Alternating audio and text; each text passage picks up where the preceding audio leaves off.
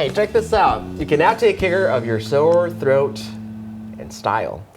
The Swiss brand Ricola is now offering scarves infused with essential oils of the brand's signature herbal-alpine smell. Now, the scarves come in 2 different scents, aromas. It is lemon balm mint and peppermint.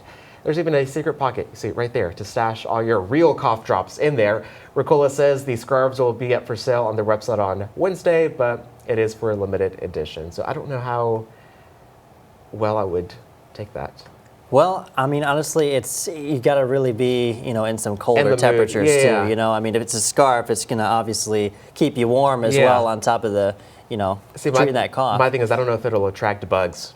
Oh, that's a thing. That's true. Bugs love a good lemony, citrusy. Some don't, but some love a good lemony, citrusy smell. So yeah, I will say, I mean, especially in the colder months, you don't get as many bugs. Which is I good. mean, and you wear you wear that type of thing in the colder months. So kind of makes sense. All right.